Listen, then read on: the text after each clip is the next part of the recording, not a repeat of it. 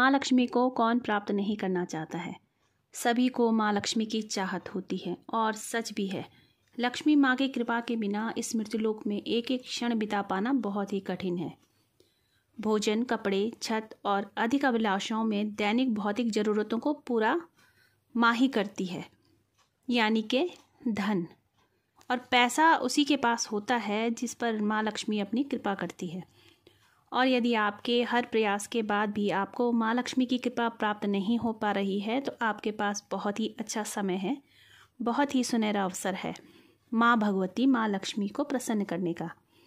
मार्गशीर्ष माह की शुक्ल पक्ष की आने वाली पंचमी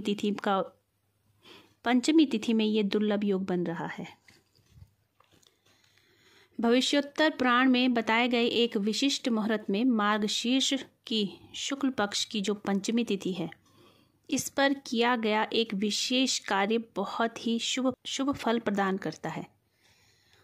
इस तिथि को श्री पंचमी भी कहा जाता है। इस दिन का एक विशेष महत्व और भी है कि इस दिन श्री राम का विवाह हुआ था, इसलिए इसे वैष्णव परंपरा में विवाह पंचमी भी कहा जाता है। यानी कि पंचमी तिथि जो शुक्ल पक्ष में आने वाली है मार्गशीर्ष की, श्री पंचमी और विवाह पंचमी के नाम से भी विख्यात है। इसलिए इस दिन माँ लक्ष्मी की आराधना पूजा करने से विशेष फल प्राप्त होता है और ये विशेष फल और भी गुणकारी हो जाता है जब हम इसमें 8 की संख्या का प्रयोग करते हैं। यानी कि इस दिन का जो विशेष महत्व है माँ लक्ष्मी पूजन का, उसमें 8 की संख्या का होना बहुत ही आवश्यक है। और माँ के 8 नाम, इन 8 नामों का जाप करके माँ को अतिशीघ्र प्रसन्न किया जा सकता है।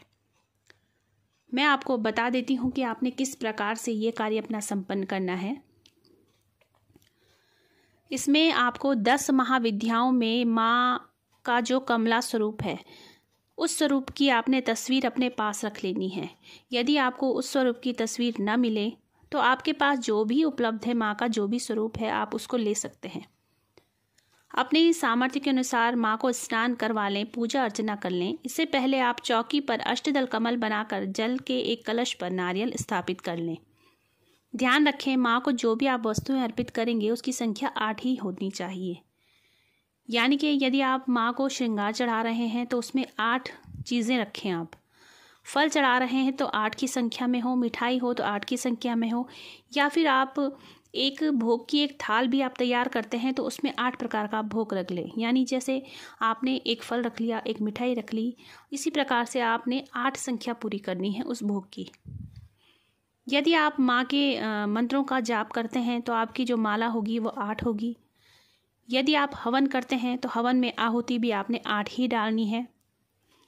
यदि आप कोई चालीसा करते हैं, कोई स्तोत्र करते हैं, यानी आप कोई चालीसा करते हैं, कोई स्तोत्र करते हैं, उसकी भी संख्या जो होगी वो 8 की ही होगी। दीपक भी आपने 8 ही लगाने हैं।